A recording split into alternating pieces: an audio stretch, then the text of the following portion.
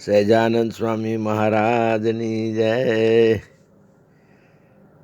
પૂર્ણ પુરુષોત્તમ ભગવાન શ્રી સ્વામિનારાયણના પરમ લાડીલા, પરમ આદરણીય, પરમ કૃપાપાત્ર સર્વે મુક્ત મંડળ આપ સૌને મારા દંડોત પ્રણામ છે. જય સ્વામિનારાયણ. ગઈકાલે આપણે પ્રથમ પ્રકરણનું બીજું વચનામૃત લીધું હતું, 3 પ્રકારના વૈરાગ્યનું. જગત આખાના શાસ્ત્રો ખોડી વળો. વૈરાગ્ય ઉપર સ્વામિનારાયણ ભગવાને જે ડેફિનેશન આપી છે, શિક્ષાપત્રીમાં લખ્યું કે વૈરાગ્ય એટલે શું? તો કે વૈરાગ્યમ જ્ઞેયમ અપ્રીતિ શ્રી કૃષ્ણે દર વસ્તુ શું? ભગવાન સિવાય અન્ય પદાર્થમાં અપ્રીતિ, એનું નામ વૈરાગ્ય. કેટલું સિમ્પલ અને સાદું, ગામડાનો માણસ પણ સમજે કે ભાઈ આ હનુમાનજીએ જે મોતી તોડી નાખ્યા ને કે ભાઈ શું કામ તોડી નાખો છો? તો કે એમાં રામ છે, એમાં રામ નથી, તો ફેંકી દીધું. મોતી તોડીને ફેંકી દીધા. તેમાં આપણે પણ આપણા પંચ વિષયો, આપણી સર્વે ક્રિયાઓ, આપણી સર્વે લાઇક્સ એન્ડ ડિસલાઇક્સ ને બધા એમાં આ લાગુ કરવાનું છે. વૈરાગ્યમ જ્ઞેયમ અપ્રીતિ શ્રી કૃષ્ણેતર વસ્તુ શું? આટલું આપણે સમજી શકાય અને એ રસ્તે આપણે પ્રગતિ કરવાનું શરૂ કરીએ એટલે પ્રથમ પ્રકરણનું બીજું વચનામૃત આપણા આચરણમાં આવવાનું શરૂ થઈ જાય. હવે આજે પ્રથમ પ્રકરણનું 8મું વચનામૃત લઉં છું. આ વચનામૃત પણ સંતોને બહુ જ પ્રિય વચનામૃત છે અને એમાં આપણે કેવી જાતનું વર્તન કરવું જોઈએ, કેવી જાતનો આપણો સ્વભાવ રાખવો જોઈએ, એ બાબતમાં શ્રીજી મહારાજ વિગતથી સમજાવે છે. બહુ સરસ છે. એક સિટિંગમાં તો મને નથી લાગતું કે પૂરું થાય, પણ જેટલું થાય એટલું. હા, આપણે આપણી લિમિટમાં રહી અને એનો સ્વાદ લેશું. સ્વાદ લેશું. સ્વામિનારાયણ હરે સંવત 1876 માગસર સુધી એકાદશીને દિવસ શ્રીજી મહારાજ શ્રી ગરડા મધ્યે દાદા ખાચરના દરબારમાં બિરાજમાન હતા અને સર્વે શ્વેત વસ્ત્ર ધારણ કર્યા હતા. પોતાના મુખારબિંદની આગળ સાધુ તથા દેશ દેશના હરિભક્તની સભા ભરાઈને બેઠી હતી. પછી શ્રીજી મહારાજ બોલ્યા, જે ઇન્દ્રિયોની જે ક્રિયા છે તેને જો શ્રીકૃષ્ણ ભગવાન અને તેના ભક્તની સેવાને વિશે રાખે તો અંતઃકરણ શુદ્ધ થાય છે અને અનંતકાળના જે પાપ જીવને વળગ્યા છે તેનો નાશ થઈ જાય છે. અને જો ઇન્દ્રિયોની વૃત્તિઓને સ્ત્રીયાદિકના વિષયમાં પ્રવર્તાવે છે તો એનું અંતઃકરણ ભ્રષ્ટ થાય છે અને કલ્યાણના માર્ગ થકી પડી જાય છે. આમાં પુરુષ હરિભક્તો હોય એને આ સ્ત્રીયાદિકના વિષયમાં સમજવું, અને બહેનો હરિભક્તો હોય એમણે પુરુષોના વિશે સમજવું. હા, તો એનું અંતઃકરણ ભ્રષ્ટ થાય છે અને કલ્યાણના માર્ગ થકી પડી જાય છે. માટે શાસ્ત્રમાં જે રીતે વિષય ભોગવ્યાનું કહ્યું છે તેવી રીતે નિયમમાં રહીને વિષયને ભોગવવા, પણ શાસ્ત્રની મર્યાદાને ઉલ્લંઘન કરીને ભોગવવા નહીં, અને સાધુનો સંગ રાખવો ને કુસંગનો ત્યાગ કરવો. કેટલી ભલામણ કરે છે. અને શોર્ટમાં બધા સમજી શકે એટલી બધી સરળ ભાષામાં શ્રીજી મહારાજ આપણને સમજાવે છે. સાધુનો સંગ રાખવો અને કુસંગનો ત્યાગ કરવો. અને જ્યારે એ કુસંગનો ત્યાગ કરીને સાધુનો સંગ કરે છે ત્યારે એને દેહને વિશે જે અહમબુદ્ધિ છે તે નિવૃત્તિ પામે છે અને દેહના સંબંધીને વિશે જે મમત્વ બુદ્ધિ છે તે નિવૃત્તિ પામે છે અને ભગવાનને વિશે અસાધારણ પ્રીતિ થાય છે. બોલો, કેટલો સરસ ઉપાય! ભગવાનને વિશે અસાધારણ પ્રીતિ થાય છે અને ભગવાન વિના અન્યને વિશે વૈરાગ્ય થાય છે. This is in continuation. હા, પ્રથમના બીજાનું કન્ટિન્યુએશન આવ્યું ને. હવે આપણા સંપ્રદાયમાં વચનામૃતો જે છે તે વડતાલ પ્રત અને અમદાવાદ પ્રત એમ 2 છે, અને બેમાં થોડોક ક્યાંક ફરક આવે છે. તો આ જે પ્રથમનું 8મું છે ને એ વડતાલના વચનામૃતોમાં આટલે સુધી જ છે અને અમદાવાદના પ્રકરણમાં એ આથી આગળ છે. તો હવે એ ભાગ વાંચું છું. હા, એટલે જે વડતાલના વચનામૃતમાંથી વાંચતા હશે ને એમને પછી હવે જે વાંચું છું તો એમાં નહીં મળે, એ અમદાવાદની પ્રતમાંથી મળશે. પછી તેને તે દિવસ સ્વામી શ્રી સહજાનંદજી મહારાજ દાદા ખાચરના દરબારમાં લીમડાસામાં ગોખમાં વિરાજતા હતા. દિવસ પોર એક ચડ્યો હતો અને લીમડા હેઠે પરમહંસની સભા બેઠી હતી અને ગ્રહસ્થ સત્સંગી પણ બેઠા હતા અને સાંખ્યોગી કર્મયોગી બાઈઓની સભા પણ હતી. અને તે સભાને વિશે શ્રીજી એમ બોલ્યા કે હે પરમહંસો, જેને જે અંગની અતિશય દ્રઢતા હોય તે પોતપોતાના અંગની વાત કરો, ને જે અંગ કાચું પોચું જણાતું હોય તે અંગની કરશોમાં. તે અંગની કરશોમાં. કાચું પોચું અંગ હોય તો વાત ન કરજો. તે દ્રઢ અંગની વ્યક્તિ કે જેને ભગવાનના સ્વરૂપનો અતિ દ્રઢ નિશ્ચય હોય તો તે અંગની વાત કરજો કે મને આટલો બધો આવો સરસ મજો ભગવાનના સ્વરૂપનો નિશ્ચય છે. અને જેને આત્મજ્ઞાનનું અતિ બળ હોય તો તે અંગની વાત કરજો, જે હું દેહ નથી, આત્મા છું. આત્માનંદ સ્વામીની સામે વાઘ મળ્યા હતા, વાઘને ક્યાં આવ ખાઈ જા મને, તારું પેટ ભરાતું હોય તો મારું દેહ ખાઈ જાય. એ આત્મજ્ઞાની હતા. અને જેને નિર્લોભી તથા નિષ્કામી તથા નિષ્પ્રહી તથા નિસ્વાદી તથા નિર્માની એ પંચવર્તમાનમાં જે અંગની અતિ દ્રઢતા હોય તે અંગની વાત કહો. પછી તો શ્રીજી પોતે પ્રસન્ન થઈને બોલ્યા, આજે પ્રથમ તો અમે અમારા અંગની વાત કરીએ, પછી તમે તમારા અંગની વાત કહેજો. હવે મહારાજ છે ને તે ભક્તપણાના ભાવથી આ વાત કરે છે કે ભગવાનના ભક્તનું અંગ કેવું હોવું જોઈએ એ પોતાના મિસથી આપે છે કે ભાઈ પહેલે હું મારા અંગની વાત કરું, હા, પછી આપણને કહે છે કે તમારું મારું તો અંગ એક જ છે ને એમ. હા, એટલે આપણે આ વચનામૃતમાં એ શીખવાનું છે કે આપણું અંગ કેવું હોવું જોઈએ. હા, ચાલો.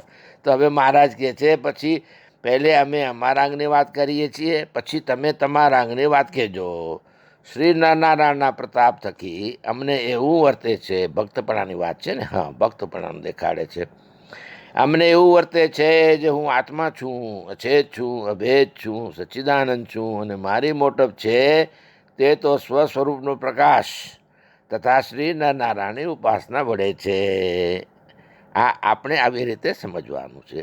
પણ ભારે ભારે વસ્ત્ર તથા અમૂલ્ય આભૂષણ તથા રથ, પાલખી, હાથી, ઘોડા, તેની જ અસવારી તે વડે કરીને મોટપ નથી. અને જગતબદીના માણસને જગતબદીના રાજા સત્સંગી થઈને હાથ જોડીને ઊભા રહે તે વડે કરીને પણ અમારે મોટાઈ નથી. અને આ સત્સંગી સર્વે છે તે વિમુખ થઈ જાય ને મને કોઈ માને નહીં, અને પહેરવાને વસ્ત્ર ને રહેવાને જગ્યા ન મળે તેણે કરીને મારી હિણેપ થતી નથી, એનાથી મારું ઓછું થતું નથી. હા, મારી મોટપ તો શ્રી નારાયણની ઉપાસના વડે કરીને હું બ્રહ્મ છું, હું આત્મા છું, એવી રીતની જે મારી મોટપ તે તો હું મૂકવા નહીં છું, અથવા બીજા કોઈ બ્રહ્માદિક દેવ છે તે મૂકાવા નહીં છે, તોય પણ મારી મોટપ ટળે નહીં. અને અમારે તો શ્રી નરનારાયણની ઉપાસના છે, તે પોતાનું જે બ્રહ્મરૂપ તેને વિશે પરબ્રહ્મ પરમાત્મા એવા જે શ્રી નરનારાયણ તેમની સાકાર મૂર્તિ તેની ઉપાસના છે. તે કોઈ પોતાને અનુભવે કરીને કહે અથવા શાસ્ત્રે કરીને કહે જે પરબ્રહ્મ જે પુરુષોત્તમ તે આકારે રહિત છે, તો તે વાત અમને મનાય નહીં. કારણ જે તે પુરુષોત્તમની કૃપા થકી એ પુરુષોત્તમનું સાકાર સ્વરૂપ તેને હું પ્રત્યક્ષ દેખું છું. અને અમારા હૈયામાં એમ સમજાય છે જે પરબ્રહ્મ એવા જે પુરુષોત્તમ તેને આકારે રહિત કહે છે, તેને પરમેશ્વરની વાત પણ સમજાણી નથી, અને તેને તે સ્વરૂપનું દર્શન પણ નથી. અધર વાત કરે છે. અને તે શાસ્ત્રને સમજી જાણતા નથી. અને શાસ્ત્રમાં જે ભગવાનનું નિરાકાર સ્વરૂપ કહ્યું છે તે તો માયિક આકારને ખોટા કરવાને અર્થે કહ્યું છે. કારણ જે ભગવાનની મૂર્તિને વિશે માયિક જે પંચભૂત તથા 10 ઇન્દ્રિયો તથા 4 અંતઃકરણ તે પ્રાકૃત જીવના જેવા નથી, તમારા મારા જેવા નથી. માટે શાસ્ત્રે નિરાકાર કયા છે. અને ભગવાનને અલૌકિક આકાર તો છે ખરો. જો ભગવાનને નેત્ર છે તો તે નેત્રે કરીને પુરુષ દ્વારે માયા સામું જુએ છે, ત્યારે તે માયામાંથી અનંત કોટી બ્રહ્માંડ ઉત્પન્ન થાય છે. તે બ્રહ્માંડોને વિશે બ્રહ્માદિક દેવ અનંત કોટી ઉત્પન્ન થાય છે. અને તે બ્રહ્માંડમાં સર્જા એવા જે સ્થાવર જંગમ જીવ તે સર્વે ઉત્પન્ન થાય છે. માટે ભગવાનને નેત્ર પણ છે. અને જે દાડે સ્થાવર જંગમ સૃષ્ટિ સર્વનો નાશ થાય છે અને મહાપ્રલય થાય છે ત્યારે એક પુરુષોત્તમ જ રહે છે. તે દાડે વેદ આવીને ભગવાનની સ્તુતિ કરે છે. તે સ્તુતિને સાંભળીને ભગવાન વિશ્વને સર્જે છે. તો ભગવાનને કાન પણ છે. એવી રીતે 14 ઇન્દ્રિયો છે પણ અલૌકિક છે અને મન વાણીથી પર છે. એટલે કે આપણા સમજમાં આવે એવું નથી, કેવું છે એ આપણા મનમાં આવે નહીં અને આપણે એનું વર્ણન કરવાના પ્રયત્ન કરીએ તો પણ થાય નહીં. એટલે મહારાજે શબ્દ વાપર્યો કે એ મન વાણીથી પર છે અને રામકૃષ્ણાદિક રૂપે કરીને જીવના કલ્યાણને અર્થે પ્રવર્તે છે. ત્યારે અતિશય દયા કરીને જીવને દ્રષ્ટિગોચર થાય છે ને એમ ધારે છે જે હું દ્રષ્ટિગોચર નહીં થાઉં તો જીવ મારું ધ્યાન તથા સ્મરણ પૂજન અર્ચનાદિક શી રીતે કરશે. માટે જ્ઞાની અજ્ઞાની સર્વેને પ્રત્યક્ષ જણા એવા થતા હવા. એટલા માટે ભગવાન પણ ભગવાન તો જેવા છે તેવા છે ને જીવને દ્રષ્ટિગોચર થયા માટે કંઈ માઈ કહેવા જે દેહ ને ઇન્દ્રિય યુક્ત નથી. માટે જે ભગવાનને નિરાકાર કહે છે તે અમને કોઈ કાળે મનાય નહીં.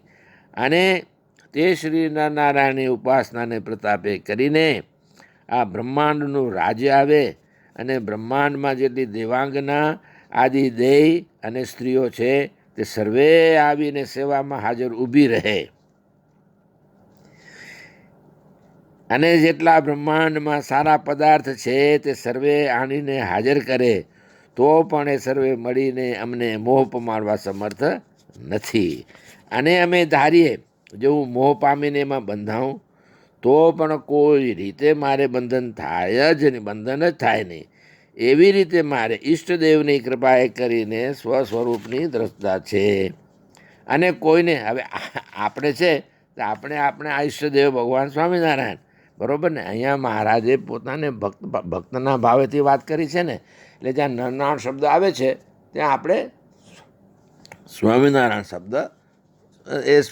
શબ્દ સમજવો. હા, સ્વસ્વરૂપની મારે ઈષ્ટદેવની કૃપાએ કરીને સ્વસ્વરૂપની દ્રઢતા છે. અને કોઈને દીકરો દેવો કે કોઈને દ્રવ્ય દેવું કે કોઈ મુઆને જીવતો કરવો કે કોઈને મારવો એ તો અમને નથી આવડતું. પણ જીવનું જે રીતે કરીને કલ્યાણ થાય અને જીવને ભગવાનના ધામમાં પહોંચાડવો તે તો અમને આવડે છે. હા, અને હવે તો અમે વધુ નહીં કહીએ. જો બોલીએ તો બોલતા બોલતા વધુ બોલાઈ જવાય. એટલે શું કે મહારાજ ભક્ત પણ આમાંથી થોડા ધામમાં મૂકવાની વાત કરીએ ને એને પછી વળી આવી જાય કે હું જે સર્વોપરી ભગવાને હું જ છું તો વળી એટલે મહારાજ કે બોલતા બોલતા વધુ બોલાઈ જવાય. ભક્તપણાની વાત કરી છે તો એ તમને પછી હું તમને કીધું. એવા વચન કહીને સુંદર શરદ ઋતુના કમળ સરખા નેત્રે કરીને સર્વે પરમહંસામું જોઈને હસ્તે મુખે સંતો પ્રત્યે બોલ્યા.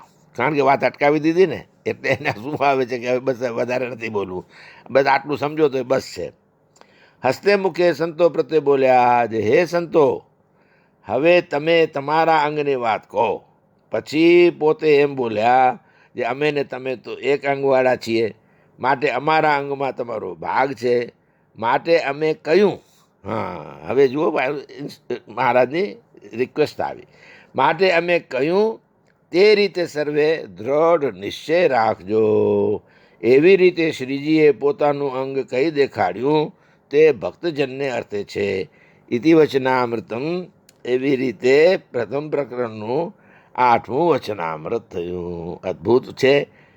આપણે આપણી સમજ કેવી રીતે રાખવી અને કેવી રીતે વર્તવું એ મહારાજે પોતાના દ્રષ્ટાંતે કીધું. એવું અલૌકિક વચનામૃત છે. હવે એ વિશે જો આગળ કોઈ પ્રશ્ન હશે અથવા કંઈક વધારે ક્લેરિફિકેશન કરવાનું હશે તો વળી આવતીકાલે કરશું. હં, જય સ્વામિનારાયણ, જય સ્વામિનારાયણ. રાજી રહેજો. મારે તો આપણા આખા સત્સંગની વાત છે.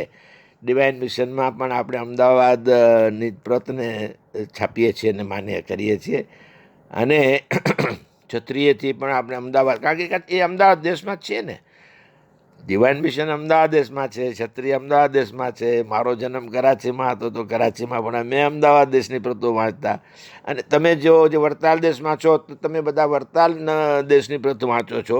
પણ આટલું સમજી રાખ્યું હોય તો સારું, કારણ કે હવે અમુક અમદાવાદ નરનારાયણ દેવ અમદાવાદ, વડતાલના લક્ષ્મીનારાયણ દેવ, એટલે આમાં નરનારાયણ દેવની વાત નિમિષે કરીને વાત કરી છે ને, એટલે ઘણાને ન ફાવ્યો તો ન લીધું હોય, આપણે શું ફરક પડે છે? કાંઈ ફરક નથી પડતો. જય સ્વામિનારાયણ. એ મહારાજનું જ કહેલું છે ને આ પણ મહારાજનું જ કહેલું છે. જય સ્વામિનારાયણ, જય સ્વામિનારાયણ.